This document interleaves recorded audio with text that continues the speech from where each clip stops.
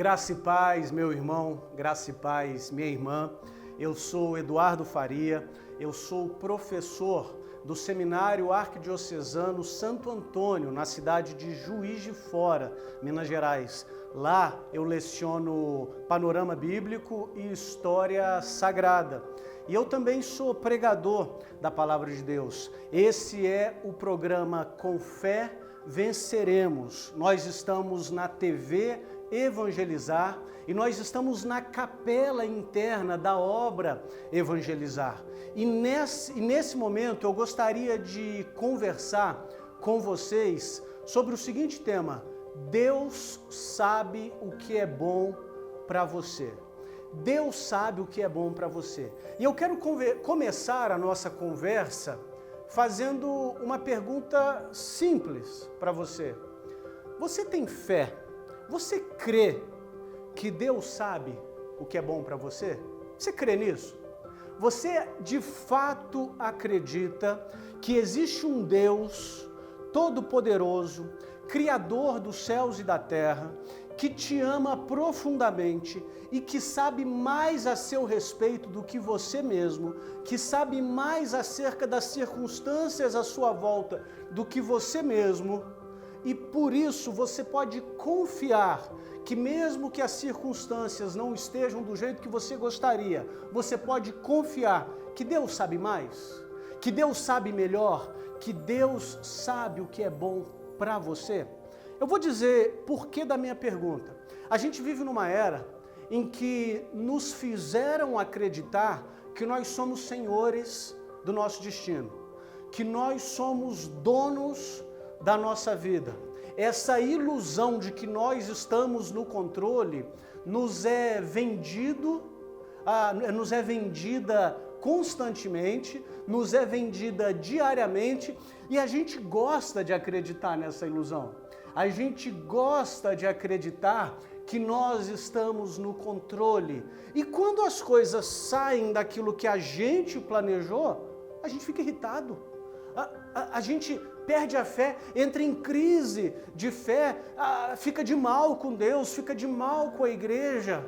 Mas eu quero lembrar você, nesse momento, que Deus sabe o que é bom para você. Você não é senhor da sua vida. Você não é dono dos seus dias. Você não pode nem controlar se o seu cabelo vai ficar branco. Você não pode nem controlar se o seu cabelo vai cair. Você não pode nem controlar o seu nome. Alguém escolheu o seu nome para você. Não tenha a ilusão de que você é senhor da sua vida. Viva rendido a Deus, porque ao viver rendido a Deus, você vai ter uma vida muito mais tranquila. Você vai ter uma vida muito mais graciosa, porque as circunstâncias acontecerão e você vai perceber que existe um Deus que tem um propósito maior em tudo aquilo que acontece. Eu quero ler com vocês um texto da Palavra de Deus que se encontra no livro de 1 Samuel, o primeiro livro de Samuel, quando narra o nascimento desse que foi tão importante na história de Israel. Samuel é aquele que fez a transição do período dos juízes para a monarquia em Israel. E Samuel, ele foi um juiz justo, ele foi um profeta piedoso, santo, temente a Deus, mas as circunstâncias envolvendo o nascimento de Samuel não foram fáceis. Olha o que o texto bíblico nos diz em 1 Samuel, capítulo 1, do versículo 1 em diante. Havia um homem sufita de Ramataim, na montanha de Efraim. Chamava-se Eucana e era filho de Jeroão, filho de Eliú, filho de Tou, filho de Sufi, o efraimita. Eucana tinha duas mulheres, uma se chamava Ana e a outra Fenena. Fenena tinha filhos, Ana, porém, não tinha. Aqui nós vemos uma situação muito complicada. Uma casa muito em conflito. Um homem chamado Eucana com duas mulheres, Ana e Fenena. E você pode perguntar assim, Eduardo, pode ter duas mulheres? Não, não pode. Eles estavam em clara violação ao mandato criacional, mas era uma violação tolerada naqueles dias, mas não podia. E ele tinha essas duas esposas. Mas olha o conflito armado aqui. Uma esposa, a Fenena, tinha filhos. A outra, Ana, não tinha filhos. E não para por aqui. Todos os anos, Eucana subia de sua cidade para adorar e oferecer sacrifícios ao Senhor dos Exércitos, em Siló. Lá eram sacerdotes do Senhor os dois filhos de Eli, Rofni e Finéias. No dia de oferecer o sacrifício, Eucana costumava dar porções à sua mulher, Fenena, e a todos os filhos e filhas dela. E a Ana, ele dava uma porção escolhida, pois ele amava Ana, mesmo o Senhor a tendo deixado estéril. A rival, porém, ofendia e atormentava Ana, até exasperá-la, porque o Senhor a tornara estéril. E do modo como Eucana fazia todos os anos, quando ele subia à casa do Senhor, do mesmo modo, a outra a provocava, e Ana chorava e não comia. Olha que interessante. Eucana tem duas esposas, Ana e Fenana. Fenana tem vários filhos, Ana não. Só que Eucana gosta mais de Ana.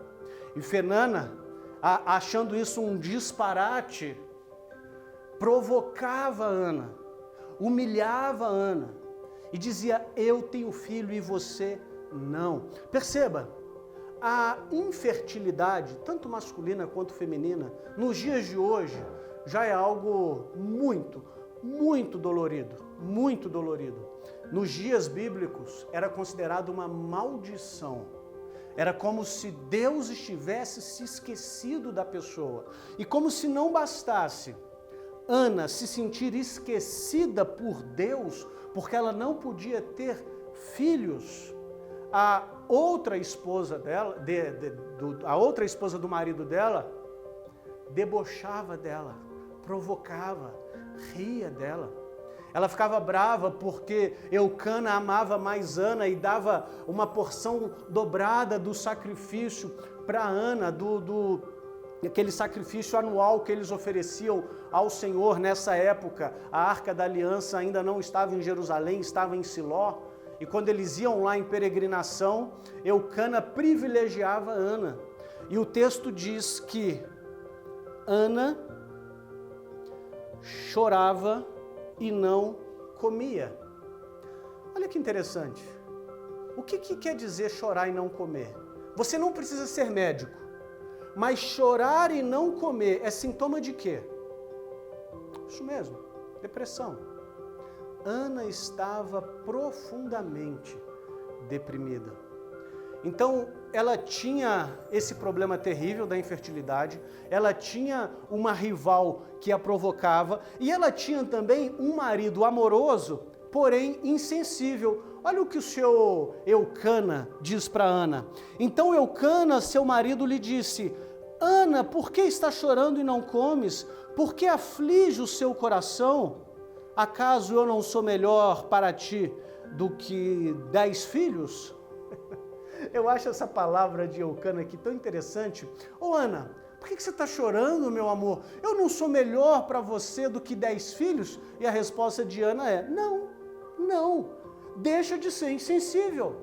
Eucana amava Ana, isso o texto bíblico nos diz, mas ele era muito insensível. Sabe aquelas pessoas que chegam até você e dizem assim, por que você está chorando porque não pode engravidar? Pelo menos você tem o que comer. Ora, mas o meu problema é não engravidar. Ou, por que você está chorando? Porque você está com depressão?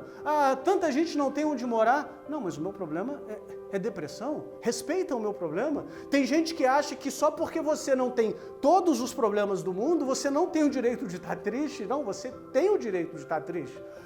Eucana está dizendo, Ana, por que você está chorando porque não tem filho? Você tem a mim. Sim, Eucana. Mas Ana não está preocupada com isso. O problema dela é outro, tenha mais sensibilidade. Às vezes isso acontece conosco, queridos. E nessas situações, lembra do tema da nossa conversa? Deus sabe o que é bom para você? Nessas situações, fica difícil crer num Deus que sabe o que é bom para a gente. A gente acha que Deus se esqueceu de nós. Mas o texto não para aqui, o texto continua. Depois que em Siló comeram e beberam, Ana se levantou. O sacerdote Eli estava sentado em sua cadeira, à entrada do santuário do Senhor. Ana, cheia de amargura, em profusão de lágrimas, orou então ao Senhor, fazendo o seguinte voto: Senhor dos exércitos, se olhares para a aflição da tua serva e de mim te lembrares, se não te esqueceres da tua escrava e lhe deres um filho homem, eu o oferecerei a ti por toda a sua vida, e a navalha não passará na sua cabeça. Como ela se demorasse orando ali diante do Senhor, Eli observava o movimento dos seus lábios. Ana falava interiormente apenas. Seus lábios se moviam, mas não ouviam sua voz. Por isso Eli julgou que ela estivesse embriagada e disse-lhe: até quando ficarás embriagada? Afasta de ti esse vinho. Ana, porém, respondeu: não é isso, meu senhor. Sou apenas uma mulher infeliz. Não bebi vinho nem bebida forte, mas derramei a minha vida diante do Senhor. Não tenhas tua serva por uma filha de Belzebu, pois foi a minha excessiva dor e aflição que falei até agora. Eli então lhe disse: vá em paz, e que o Deus de Israel te conceda o que lhe pediste. Ela respondeu: que a tua serva encontre graça aos teus olhos. Então a mulher seguiu o seu caminho, comeu, e o seu semblante não mais estava triste como antes. Algumas coisas importantes aconteceram aqui. Primeiro surgiu esse personagem, Eli. A gente já foi informado de que Eli era o sumo sacerdote, mas ele também tinha 2 filhos, Rofini e Finéias. E é bom que você saiba que Rofini e Finéias não valiam o sal que comiam. Eles eram pessoas perversas, mas odiavam a Deus, eram corruptos. E a gente está num período aqui em que Israel está sendo atacado, está em crise política com os vizinhos da época. Israel precisava de uma liderança forte. E o sacerdote Eli, que era um bom sacerdote, tinha filhos muito malvados. Ana se levanta, vai até o templo, se prostra e começa a rezar. E enquanto ela reza, Eli chega até ela e diz assim: mulher, por que você está bêbada? Pare de beber. Sabe aquela história, desgraça pouca é bobagem? A mulher já está sofrendo, ela já não pode ter filhos, ela já tem um marido insensível, ela já tem uma rival dentro da própria casa que a provoca, e ela recorre a quem? A Deus. Ela vai fazer o quê? Rezar. E aí o sacerdote chega, né? Imagina o padre da sua paróquia chega até você está lá diante do Santíssimo rezando, aí chega o padre e pensa que você está bêbado e fala: para de beber. E Ana diz: meu senhor, não pense que eu estou bêbada. Não pense que eu estou bêbada. E Ana conversa com o sacerdote todo sem graça, na minha opinião, na minha imaginação, todo sem graça, falou: senhora, perdão, desculpa, vá em paz e que o Senhor te conceda a bênção que veio buscar. Agora, olha que interessante, quando Ana vai orar, o texto bíblico nos diz que ela vai chorando, ela vai se recusando a comer, ela vai em profusão de lágrimas. E logo em seguida, quando ela volta da oração, o texto bíblico nos diz no versículo 18 o seguinte: Ana não estava mais triste e ela comeu. Que interessante. Ana estava triste e chorosa. Ela vai orar. Quando ela volta, ela não está mais triste e ela não está mais chorando. O que mudou aqui? Ana recebeu o que ela queria? Não. Ela continuava sem filho. A situação de Ana mudou? Não. Então a pergunta permanece. O que aconteceu entre Ana chorosa e Ana alegre? O que aconteceu entre Ana deprimida e Ana feliz? Nós lemos isso, nós vemos o que aconteceu aqui no versículo 15. Eu estava derramando a minha alma diante do Senhor. O que mudou não foi a situação de Ana, o que mudou foi Ana. O derramar-se diante de Deus fez com que Ana entendesse que Deus sabe o que é bom para ela. E perceba que ela faz um voto ao Senhor, dizendo o seguinte: se o Senhor me der um filho, eu devolverei esse filho para o Senhor. Ela usa uma linguagem aqui: oferecerei a ti e navalha não passará sobre sua cabeça. Se o Senhor me der um filho, eu vou devolver esse filho para o Senhor. Por que isso é importante, queridos? Porque nós vemos aqui que um filho não era o ídolo de Ana.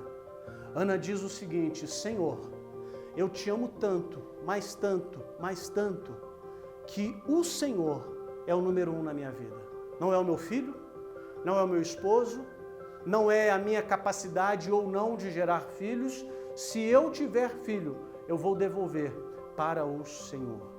Isso é fantástico, querido. Sabe por quê? Porque às vezes as pessoas chegam até mim e falam assim: Edu, reza para eu passar no concurso.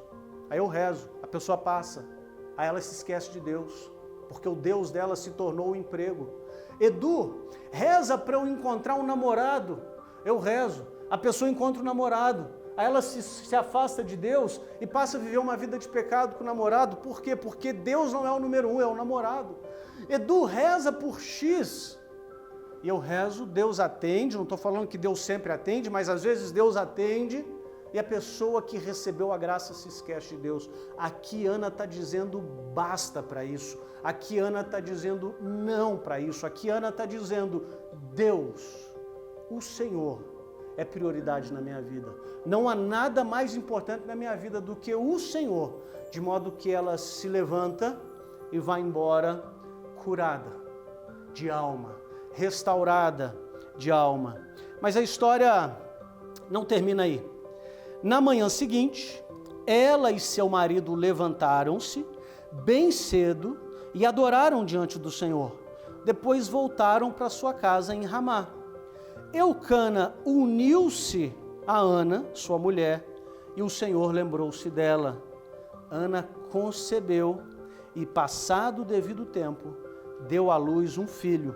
Chamou Samuel, porque disse: eu o pedi ao Senhor. Coisa maravilhosa, né? Ana volta para casa, renovada, restaurada, romântica, tem uma noite de amor com o marido, e o que acontece? Ela engravida. 9 meses depois nasce um menino forte, bonito, bochechudo, e Ana se lembra da promessa do Senhor. Ana fica com Samuel até Samuel desmamar. O texto nos diz, né, quando seu marido Eucana subiu com a família no ano seguinte para oferecer ao Senhor o sacrifício anual e cumprir o seu voto, Ana não subiu e disse: eu não irei enquanto o menino não for desmamado. Então o levarei para ser apresentado diante do Senhor e ele ficará ali para sempre. Eucana, seu marido, lhe disse: faz o que parecer bom aos teus olhos e fica até o desmamares, e que o Senhor confirme a sua palavra. Ela ficou, pois, em casa e o aleitou seu filho até desmamá-lo. Logo que o desmamou, Ana fez subir consigo o menino à casa do Senhor em Siló, e mais um novilho de 3 anos, um éfa de farinha e um odre de vinho. O menino era ainda uma criança, e depois de sacrificarem o novilho, levaram o menino até Eli. E Ana disse-lhe: desculpa, meu senhor, por tua vida, eu sou a mulher que esteve aqui contigo orando ao Senhor. Eis o menino que pedi na oração, e o Senhor ouviu a minha súplica. Por isso, eu o entrego agora ao Senhor todos os dias de sua vida, pois foi pedido ao Senhor. E adoraram ali o Senhor. O que acontece nesse trecho? Eucana volta para Siló para adorar a Deus, e Ana diz: eu não vou. Sabe por que eu não vou? Porque quando eu for, eu vou deixar Samuel lá para sempre. Então eu só vou quando ele estiver comendo alimento sólido. Enquanto ele não desmamar, eu não vou. E Ana fica com Samuel bastante tempo até ele desmamar. E quando Samuel, ainda criancinha, mas já ingerindo alimentos sólidos, Ana leva Samuel até Siló, vai até Eli e fala: ô senhor Eli, ô sacerdote, você lembra daquela moça que você acusou de bêbada? Então, sou eu. Tá? Aí Eli, todo sem graça: não, eu sei sim. Então, eu pedia a Deus por um filho, e ele me deu. E eu fiz uma promessa, Eli. Eu prometi que se Deus me desse um filho, eu daria esse filho de volta para ele. E ela entrega Samuel para Eli. E Samuel passa a ser criado por Eli. Depois, no epílogo dessa história, é muito bonitinho, porque ano após ano, a Ana vai até Siló, levando uma roupinha para Samuel, de acordo com o crescimento dele. E o texto bíblico também nos diz que Ana gerou filhos e filhas, e teve uma prole abençoada. Mas olha só o que está acontecendo nos bastidores dessa história. Eli tinha 2 filhos terríveis, corruptos, que não teriam uma liderança respeitada em Israel.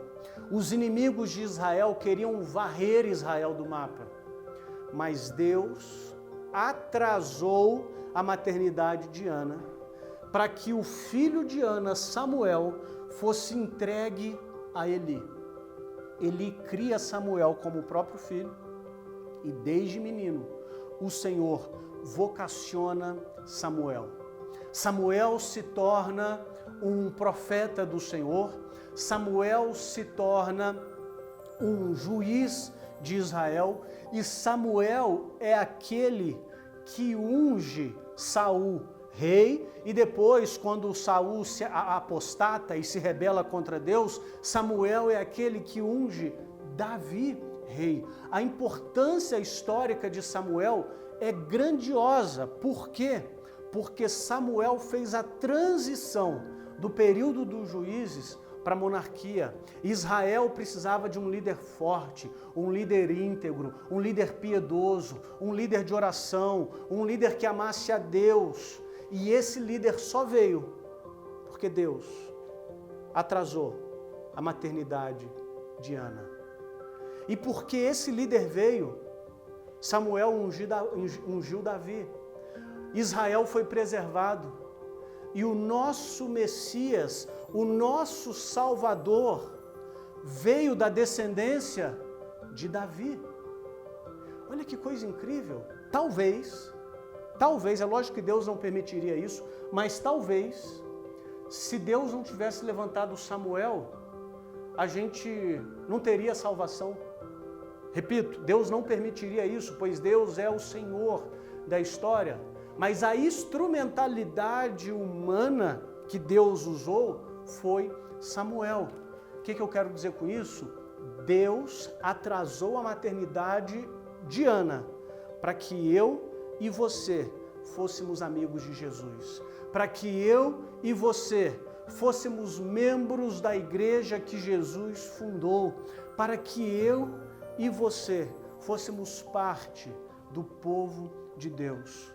Eu repito a pergunta que eu fiz para você no início da nossa conversa. Você acredita que Deus sabe o que é bom para você, mesmo que as circunstâncias te mostrem indiferente? Você acredita que Deus sabe o que é bom para você, mesmo se quando você olha ao redor, parece que está tudo errado? Você consegue crer que Deus não perdeu o controle da sua situação? Você consegue crer que você não é o Senhor da sua história?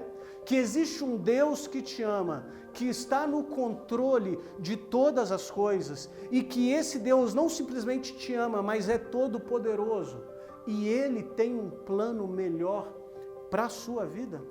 Você consegue ter a sua realidade transformada, não simplesmente pelas circunstâncias, mas pela oração, assim como Ana teve o seu interior transformado pela oração? Deus sabe o que é bom para você, mesmo que as circunstâncias digam o contrário. Busque ao Senhor, derrame a sua alma diante do Senhor e creia que Ele está conduzindo a sua vida. Deus abençoe vocês.